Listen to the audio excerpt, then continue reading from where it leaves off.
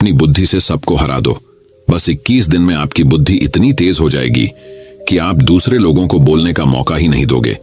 बस आपको गौतम बुद्ध ने बताएं, इन आदतों को अपने जीवन में अपनाना होगा। तो चलिए जानते हैं उन आदतों के बारे में। गौतम बुद्ध की कहानियों के माध्यम से 10 आसान आदतें जो 21 दिन में आपको एक नया और बुद्धिमान इंसान बना देंगी। दोस्तों, कहानी शुरू करने से पहले कमेंट में नमो बुद्धाय लिखकर वीडियो को लाइक जरूर करें। तो चलिए शुरू करते हैं इस कहानी को। एक गुरु अपने शिष्यों को प्रवचन दे रहे थे। वो बोल रहे थे कि हजारों मील का सफर भी सिर्फ एक ही कदम से शुरू होता है। देखा जाए तो अपनी जिंदगी में लक्ष्य हम सभी तय करते हैं, अपने लिए ख्वाब बुनते हैं, खुद को लेकर कई सारे सपने भी देखते हैं, लेकिन अपने लक्ष्य, अपनी मंजिल के पीछे भागने की बजाय ज्यादातर लोग अपने उन ख्यालों के पीछे भागते रह जाते हैं जिनका शायद सच्चाई से कोई वास्ता ही नहीं है, जो सिर्फ उनके दिमाग की एक उपज है।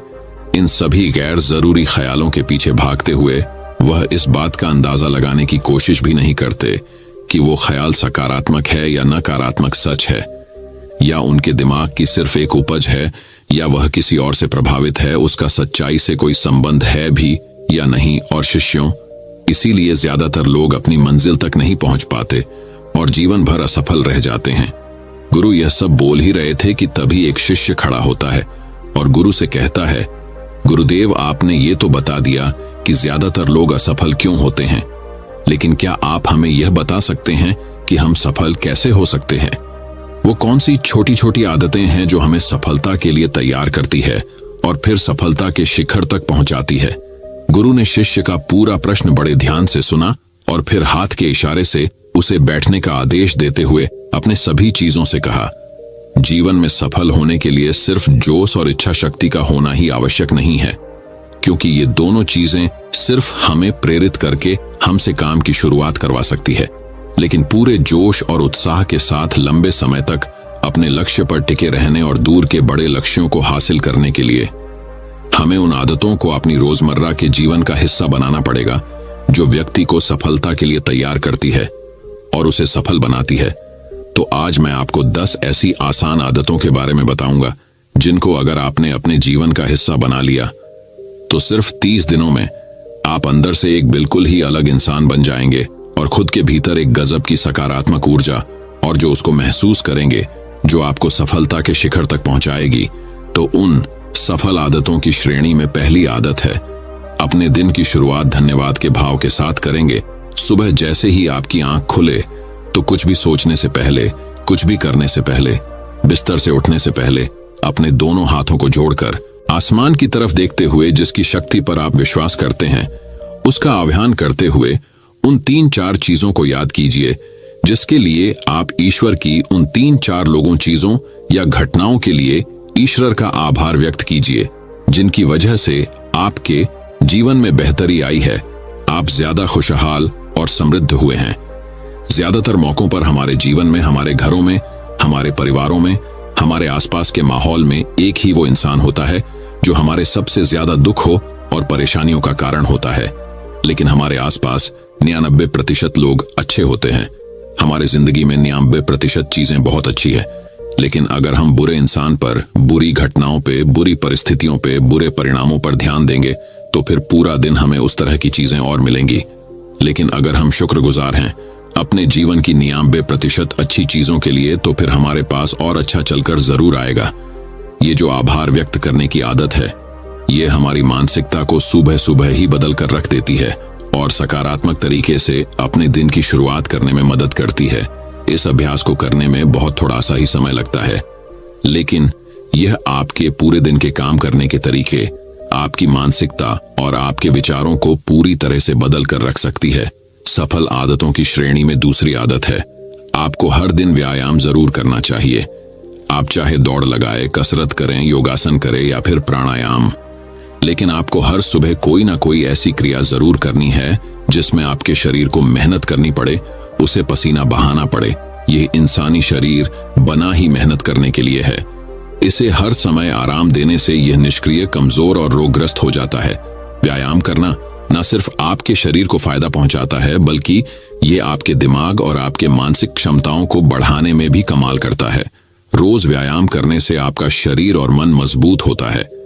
आपके अंदर एक अलग ही आत्मविश्वास और तेज का जन्म होता है जो आपकी सफलता की राह में आपके सहायक बनते हैं। सफल आदतों की श्रेणी में तीसरी आदत है, लक्ष्य निर्धारित करो और अपने दिन को योजना के अनुसार चलाओ। रात में सोने से पहले ही अगले दिन के 3 सबसे महत्वपूर्ण कामों को निश्चित कर लो और उन्हें लिख लो।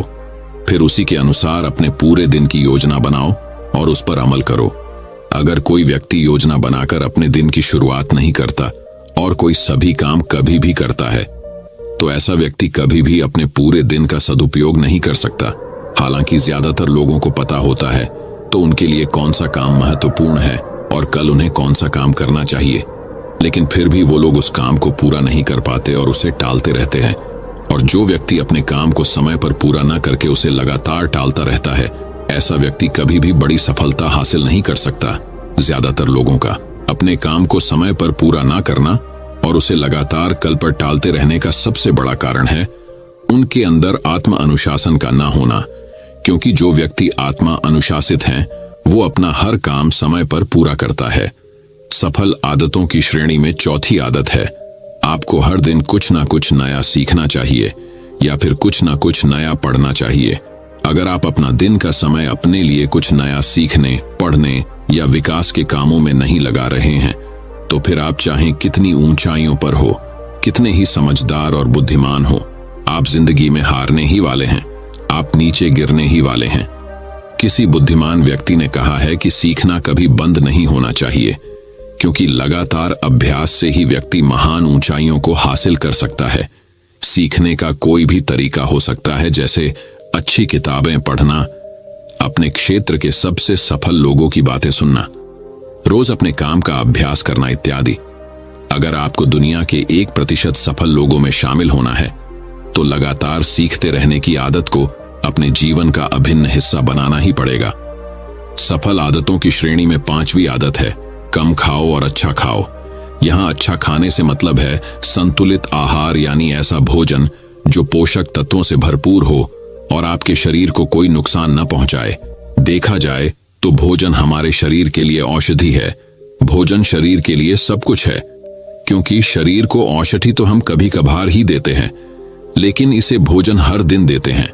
तो हमारा शरीर कैसा होगा, ये हमारे भोजन की गुणवत्ता और उसकी मात्रा पर निर्भर करता है, क्योंकि शरीर को चलाने वाले सारे पोषक तत्व भोजन से ही मिलते हैं। इसीलिए कोई ऐसा भोजन मत करो जिसमें कोई पोषक तत्व ही ना हो और जिसे पचाना हमारे शरीर के लिए बोझ बन जाए। ज्यादा तला भुना और बासी भोजन मत खाओ। 3 सफेद झरों से जितना हो सके उतनी दूरी बना लो। पहला सफेद जहर है चीनी, दूसरा सफेद जहर है नमक और तीसरा सफेद जहर है मैदा। चीनी और मैदा से तो हमारे शरीर को कोई भी पोषक तत्व नहीं मिलता और इन्हें पचाना भी शरीर के लिए बहुत मुश्किल होता है। इसलिए इनका सेवन कम से कम करो। भोजन मन भरने के लिए नहीं, पेट भरने के लिए करो। जब भूख लगी तभी भोजन करो और हमेशा अपनी भूख से थोड़ा सा कम खाओ। रात में जितना जल्दी हो सके उतना जल्दी भोजन करने का प्रयास करो। अपने आहार में जीवित भोजन जैसे फल, हरी सब्जियां, साबुत अनाज, सूखे मेवे भी इत्यादि का सेवन जरूर करो। सुबह उठते ही खाली पेट पानी पियो। भोजन करने से पहले पानी पियो, लेकिन भोजन करने के तुरंत बाद पानी कभी मत पियो। भोजन हमेशा शांतचित्त और प्रसन्न मन के साथ करो और भोजन ग्रहण करते समय उसका पूरा आनंद लो।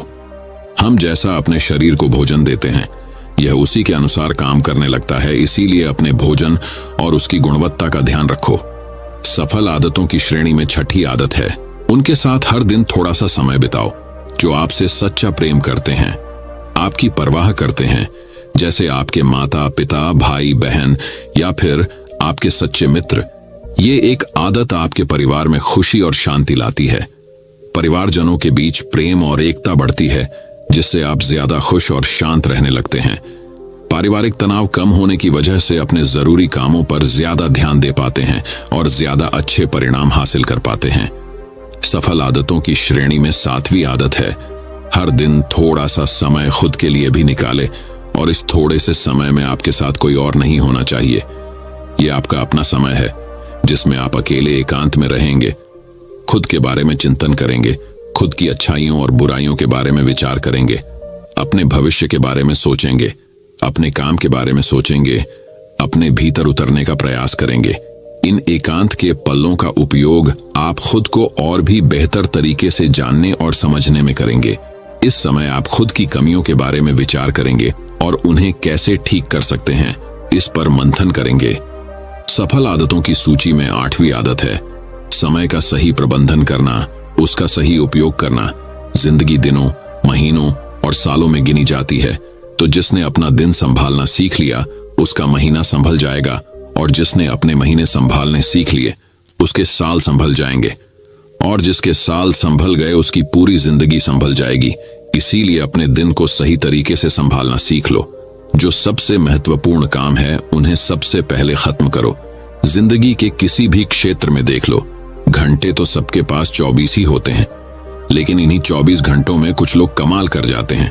अपने एक हैं जीवन में ना जाने कितने सारे काम कर जाते हैं, लेकिन दूसरी तरफ ज्यादातर लोग छोटे छोटे कामों में ही उलझे रह जाते हैं और जीवन भर यही कहते रहते हैं कि इस काम के लिए समय नहीं है, उस काम के लिए समय नहीं है। तो आखिर समस्या कहाँ है?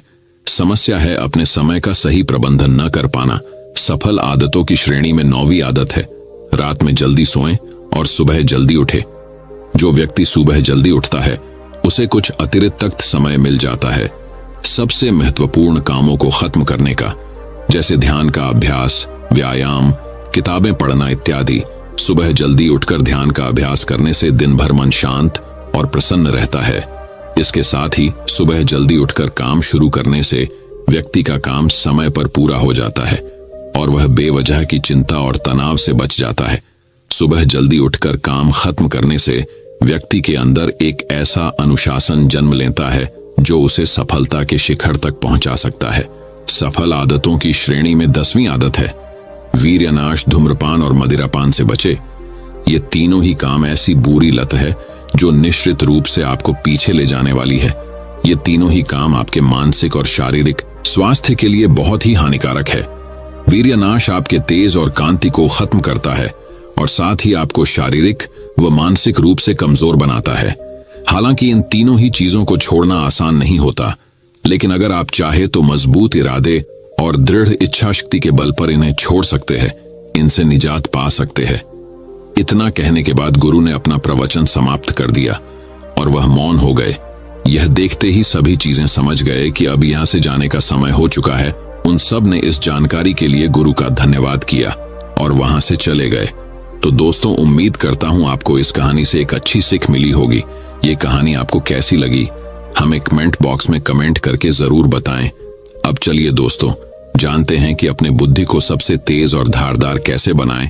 तो चलिए हमारे दूसरे कहानी की शुरुआत करते हैं। दूसरी कहानी बुद्धिमानी से जुड़ी गौतम बुद्ध की कहानी। एक गांव में एक लड़का था जिसका दिमाग बहुत तेज था। उसकी यह खासियत थी कि वह किसी भी चीज को बहुत ही आसानी और कम समय में सीख लेता था, जबकि उसी चीज को सीखने और समझने के लिए अन्य लोगों को काफी समय लग जाता था। लड़के की यह ख्याति दूर दूर तक फैल गई। सभी लड़के की तारीफ में कहने लगे कि उसके जितना बुद्धिमान कोई नहीं है। लड़का चित्रकारी, मूर्ति बनाना, गीत गाना जैसे अन्य कई चीजों को जानता था। अपनी प्रसिद्धि को बढ़ाने के लिए वह अन्य काम और चीजों को भी सीखने लगा। इस तरह से उसे अपनी बुद्धिमत्ता पर अहंकार हो गया, क्योंकि वह साधारण व्यक्ति होकर कई असाधारण काम भी आसानी से करने लगा था।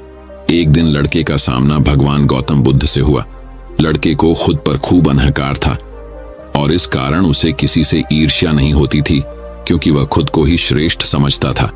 लेकिन पहली बार उसे गौतम बुद्ध को देख ईर्ष्या हुई और वह अपनी तुलना बुद्ध के साथ करने लगता है। वह देखता है कि बुद्ध के पास भिक्षा मांगने के लिए एक कटोरा है और उसके पास अपार धन। बुद्ध ने साधारण वस्त्र धारण किए थे और उसके वस्त्र कीमती थे। बुद्ध नंगे पैर थे और वह नंगे पांव जमीन पर पैर भी नहीं रखता था। इस तरह से लड़का एक नहीं बल्कि कई चीजों से गौतम बुद्ध के साथ अपनी तुलना करने लगा।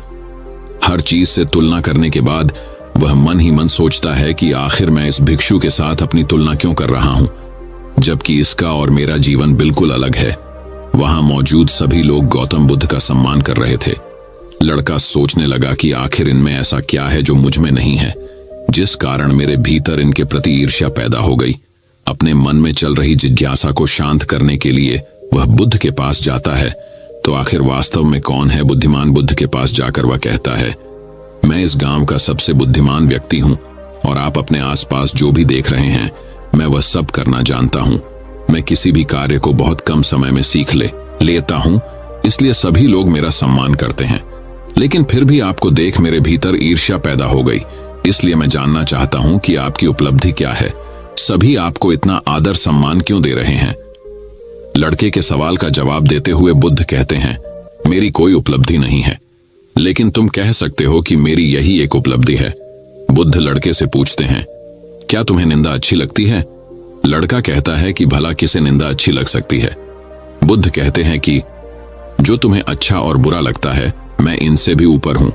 मुझे ना निंदा सताती है और ना अपनी प्रशंसा से प्रसन्न होता हूं। यही अंतर है तुम में और मुझ में। बुद्ध कहते हैं, तुमने सैकड़ों काम सीखे लेकिन सबसे जरूरी काम को सीखना भूल गए। लड़का पूछता है, कौन सा काम? अब इस प्रकार बुद्ध ने दिया बुद्धिमान होने का ज्ञान। बुद्ध कहते हैं कि क्या तुम्हें मन को नियंत्रण करना आता है? ये बात सुनकर लड़का समझ जाता है कि उसे बुद्ध से ईर्ष्या क्यों हुई। बुद्ध कहते हैं, जिसने संपूर्ण जगत जीत लिया लेकिन अपने मन को नहीं जीत पाया, उसने कुछ भी नहीं जीता। वहीं जिसने अपने मन को जीता लेकिन अपना सब कुछ गंवा दिया, फिर भी उसने सब कुछ जीत लिया। बुद्ध की यह बात सुन लड़के का अहंकार टूट गया। उसने बुद्ध से कहा कि क्या आप मुझे अपने मन को जीतना सिखा सकते हैं? बुद्ध कहते हैं, जरूर, लेकिन इसके लिए मैं तुम्हारी सभी उपलब्धियां छीन लूंगा। लड़का कहता है, मैं तैयार हूं। इसके बाद से ही लड़का ध्यान लगाने लगता है, क्योंकि ध्यान से ही मन को वश में किया जा सकता है। तो दोस्तों, अब चलिए बढ़ते हैं हमारे तीसरी कहानी की तरफ। तीसरी कहानी, दिमाग की धार को कैसे तेज करे। लगभग हम सभी लोग जानते हैं और साइंस भी यह सिद्ध कर चुका है कि हम हमारे दिमाग का मैक्सिमम 10% ही यूज कर पाते हैं और इसमें से ज्यादातर हमारा दिमाग बचपन में ही सब कुछ सीखता है और सबसे ज्यादा एक्टिव रहता है, क्योंकि हम हर रोज कुछ न कुछ नया कर रहे होते हैं। रोज पढ़ते हैं, नए नए खेल खेलते हैं और हमेशा एक्टिव रहते हैं। किंतु जैसे जैसे हम बड़े होते हैं, हमारे रोज के कामों में इतने व्यस्त हो जाते हैं कि कुछ नया करने और सीखने का मौका ही नहीं मिलता। लेकिन यदि हम अपने दिमाग को धार देते रहे तो हम दुनिया में जल्दी आगे बढ़ सकते हैं। यह सीखा मैंने इस कहानी से। अफ्रीका में एक पेड़ काटने वाली कंपनी थी जिसमें वहां के लोग पेड़ काटने का काम करते थे, जिसमें जॉन नाम का एक वर्कर था जो पिछले 8 सालों से पेड़ काटने का काम कर रहा था। उसी कंपनी में एक बिल नाम का नया वर्कर लगता है और एक ही साल में उसकी सैलरी बढ़ जाती है और प्रमोशन भी मिल जाता है। ये बात जॉन को पता लगती है तो वह कंपनी के मैनेजर के पास जाता है और कहता है, सर, इस कंपनी में मेरे साथ अन्याय हो रहा है। मैनेजर बोलता है, नहीं जॉन, इस कंपनी को मैं मैनेज करता हूं, ऐसा तो कुछ नहीं है। अगर तुम्हें कोई प्रॉब्लम है तो मुझे बताओ। जॉन बोलता है, सर, मैं पिछले 8 साल से काम कर रहा हूं लेकिन मेरा प्रमोशन नहीं हुआ और सैलरी भी वही है, लेकिन बिल जो कि 1 साल पुराना ही है, उसकी सैलरी बढ़ गई और प्रमोशन भी हो गया, जबकि प्रमोशन तो मेरा होना चाहिए था। इसके बाद मैनेजर बोलता है, देखो, तुम बहुत ईमानदार और मेहनती हो, मैं यह बात मानता हूं, लेकिन कंपनी के नियम के अनुसार जो ज्यादा पेड़ काटता है उसे ज्यादा सैलरी मिलती है और प्रमोशन भी जल्दी होता है। तुम पहले भी रोज 4 पेड़ काटते थे और अब भी 4 पेड़ ही काटते हो, लेकिन वह रोज 8 पेड़ काटता है, इसलिए उसे जल्दी प्रमोशन मिला। तुम भी रोज 8 पेड़ काटो, तुम्हें भी प्रमोशन मिल जाएगा। यह बात सुनकर जॉन लौट जाता है और रोज से ज्यादा मेहनत करता है और ज्यादा देर तक काम करता है। कुछ दिनों के बाद जॉन फिर मैनेजर के पास आता है और बोलता है, सर, मैं अब ज्यादा मेहनत कर रहा हूं और ज्यादा समय तक काम करता हूं, लेकिन फिर भी मैं रोज सिर्फ 5 पेड़ ही कर पाता हूं। बिल रोज 8 पेड़ कैसे काटता है? मैनेजर ने कहा, यह बात तो तुम्हें बिल ही बता पाएगा, तुम बिल से जाकर पूछ लो। अगले दिन जॉन बिना संकोच किए बिल के पास जाता है और पूछता है कि बिल, तुम रोज 8 पेड़ कैसे काट लेते हो? मैं पूरी मेहनत करके भी सिर्फ 4 से 5 पेड़ ही काट पाता हूं। क्या तुम मुझे बता सकते हो कि तुम पेड़ कैसे काटते हो? बिल कहता है, पहले तुम बताओ जॉन की तुम अपनी कुल्हाड़ी को धार कब लगाए थे? जॉन, मैंने पिछले हफ्ते ही धार लगाई थी। बिल कहता है, मैं हर पेड़ काटने के बाद 2 मिनट का समय निकालता हूं और अपनी कुल्हाड़ी को धार देता हूं, और जो पेड़ तुम 2 घंटे में काटते हो वह मैं 1 घंटे में ही काट देता हूं। धार देने वाले 2 मिनट मेरे आने वाले 58 मिनट बचा देते हैं और मैं रोज 8 पेड़ काट लेता हूं। यह सुनकर जॉन बिल को धन्यवाद देते हुए चला जाता है। सिर्फ ज्यादा समय और ज्यादा मेहनत से कुछ नहीं होने वाला, इसके साथ साथ उसे अपनी कुल्हाड़ी को धार देते रहना पड़ेगा। जब भी वह धार देना बंद कर देगा, उस समय से उसके कार्य पर प्रभाव पड़ना शुरू हो जाएगा। जॉन अपनी कुल्हाड़ी में धार देकर काम शुरू करता है और कुछ ही दिनों में वह भी प्रमोशन ले लेता है। इस कहानी से हमें यह सीख मिलती है कि दोस्तों, हमें हमेशा ही अपनी लाइफ में कुछ ना कुछ सीखते रहना चाहिए और अपने दिमाग को धार देना चाहिए, चाहे हमारी उम्र कुछ भी क्यों ना हो। मैंने कुछ दिनों पहले सत्य नाडेला, जो कि माइक्रोसॉफ्ट के सीईओ बने हैं, उनके बारे में पढ़ा था कि वह आज भी नए नए कोर्स ज्वाइन करते रहते हैं और नई नई किताबें पढ़ते हैं। उन्हें आज भी नया सीखने में कोई संकोच नहीं है और शायद इसीलिए वह इतनी बड़ी पोजीशन पर है। सक्सेस वही होते हैं जो समय के साथ बदलते हैं और प्रगतिशील रहते हैं। जिस तरह तालाब का पानी एक जगह स्थित होकर कुछ ही दिनों में सड़कर बदबू देना शुरू कर देता है, लेकिन नदी जो हमेशा बहती रहती है, प्रगतिशील होती है, उसका पानी साफ होता है। उसी तरह से जो लोग नई नई चीजें पढ़कर और सीखकर अपने दिमाग को धार देते हैं, वही दुनिया में आगे बढ़ते हैं। तो दोस्तों, चलिए बढ़ते हैं हमारे चौथी कहानी की तरफ। चौथी कहानी, दोस्तों, बहुत समय पहले की बात है का चंदनपुर नाम का एक राज्य हुआ करता था। चंदनपुर का राजा बड़ा ही दानी और प्रतापी था। उसके राज्य में सब खुशहाल थे, पर राजा एक बात को लेकर बहुत चिंतित रहा करता था कि धर्म व दर्शन पर लोगों के विचारों में सहमति क्यों नहीं बनती। एक बार राजा विभिन्न धर्मों के उपदेशकों को आमंत्रित किया और एक विशाल कक्ष में सभी को एक साथ रहने का प्रबंध करते हुए कहा, अब अगले कुछ दिनों तक सब एक साथ रहेंगे और आपस में विभिन्न धर्मों और दर्शनों पर विचार विमर्श करेंगे, और जब सभी के विचार एक मत हो जाएंगे तो मैं आपको ढेरों उपहार देकर यहां से विदा करूंगा। और ऐसा कहते हुए राजा वहां से चला गया। कक्ष में घोर विचार विमर्श हुआ। सभी अपनी अपनी बात समझाने में लगे रहे, पर कुछ दिन बीत जाने पर भी वे एक मत नहीं हो पाए। पड़ोसी राज्य में रहने वाले एक महात्मा जी को जब ये बात पता चली तो वह तुरंत राजा से मिलने पहुंचा। उसने कहा, हाय राजन, मैंने सुना है कि तू बड़ा दानी है, क्या तू मुझे भी दान देगा? महात्मा जी बोले, अवश्य, बताइए आपको क्या चाहिए? राजा बोला, महात्मा जी, मुझे तेरे अनाज के गोदाम से कुछ अनाज चाहिए। राजा, जी बिल्कुल, आप मेरे साथ आइए। राजा उन्हें गोदाम तक ले गया। वहां पहुंचते ही महात्मा जी बोले, अरे ये क्या राजन, तुम्हारे गोदाम में तो तरह तरह के अनाज रखे हैं, तुम इन सब की जगह कोई एक ही अनाज ही क्यों नहीं रखते? राजा को यह सुन थोड़ा अचरज हुआ और वह बोला, यह कैसे संभव है? अगर मैं गेहूं, चावल, दाल इत्यादि की जगह बस एक अनाज ही रखूंगा तो हम अलग अलग स्वाद और पोषण के भोजन कैसे कर पाएंगे? और जब प्रकृति ने हमें इतने ढेर सारे अन्न दिए हैं तो बस किसी एक अन्न का ही प्रयोग करना कहाँ की बुद्धिमानी है? महात्मा बोले, बिल्कुल सही राजन, जब तुम विभिन्न अनाजों की उपयोगिता एक से नहीं बदल सकते तो भला विभिन्न धर्मों के विचारों और दर्शनों को एक कैसे कर सकते हो? सबकी अलग अलग उपयोगिता है और वे समय समय पर मनुष्य का मार्गदर्शन करते हैं। महात्मा जी ने अपनी बात पूरी करते ही राजा को अपनी गलती का एहसास हो गया और उसने कक्ष में बंद सभी उपदेशकों से क्षमा मांगते हुए उन्हें विदा कर दिया। दोस्तों, यदि पूरी मानव जाति बिल्कुल एक जैसा ही सोचती तो हम कभी इतनी प्रगति नहीं कर पाते। हमारे विचार ही हमें दूसरों से अलग बनाते हैं। अगर कभी आपका विचार औरों से मेल ना खाए तो इसमें घबराने की जरूरत नहीं, बल्कि यह देखने की जरूरत है कि पूरी पिक्चर में आपका विचार कहां फिट हो सकता है। और दूसरी तरफ यदि किसी और का विचार अब से मेल ना खाए तो उस पर नाराज होने की बजाय ये समझने का प्रयास करना चाहिए कि उसकी सोच का कहां और कैसे यूज किया जा सकता है। तो अब दोस्तों, चलिए बढ़ते हैं हमारे 5वें कहानी की तरफ। 5वीं कहानी, एक बार की बात है, एक व्यापारी व्यापार करने के लिए विदेश गया हुआ था। वहां उसका कारोबार बहुत अच्छा चल रहा था। वह धन कमाने में इतना व्यस्त हो गया था कि उसे समय का भान ही न रहा।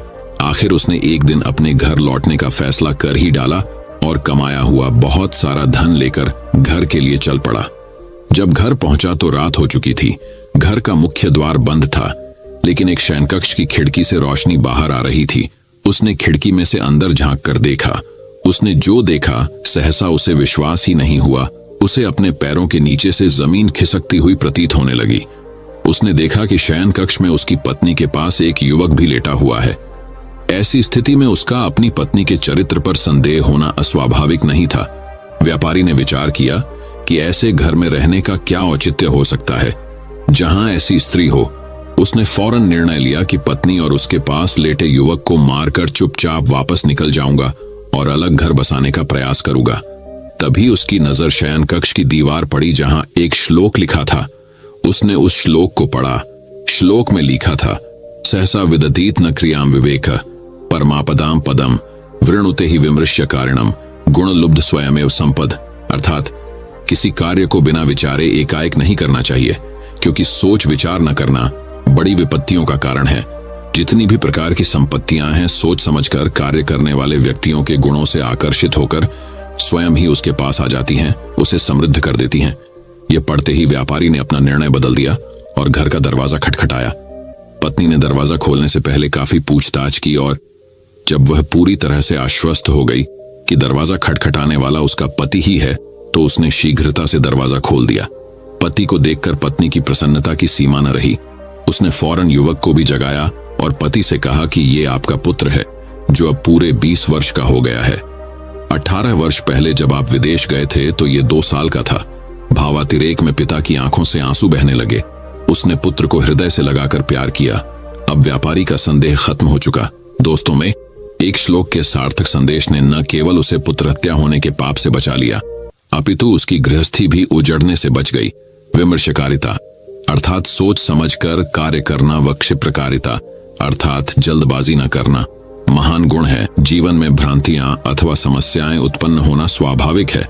जब अचानक कोई भ्रांति उत्पन्न हो जाए अथवा समस्या आ खड़ी होती है तो हम घबरा जाते हैं और फौरन प्रतिक्रिया करते हैं। इससे कई बार समस्या सुधरने की बजाय और बिगड़ जाती है। अतः हमें कभी भी बिना पर्याप्त विमर्श किए कोई कार्य नहीं करना चाहिए। कहा गया है कि जल्दी का काम शैतान का होता है। जिस प्रकार से रोग का उपचार करने के लिए उसका सही निदान अनिवार्य है, उसी तरह से कोई समस्या हो अथवा भ्रांति को दूर करने के लिए भी पर्याप्त विचार विमर्श करना अत्यंत आवश्यक है। दोस्तों, मैं उम्मीद करता हूं कि यह कहानी सुनने से आपके जीवन में अच्छे बदलाव आए होंगे। आपको इस वीडियो से क्या सीखने मिला, ये कमेंट करके जरूर बताएं और अपने परिवार, दोस्तों या आपके करीबी इंसान के साथ ये कहानी शेयर करके उन्हें भी इस ज्ञान से परिचित करवाएं। बाकी अगर आपको यह वीडियो दिल से अच्छी लगी हो तभी इस वीडियो को लाइक कर देना, और आपने अब तक इस चैनल को सब्सक्राइब न किया हो तो चैनल को सब्सक्राइब भी जरूर कर देना। आपका हर दिन शुभ हो और खुशियों से आपका जीवन भरा रहे। धन्यवाद। नमो बुद्धाय।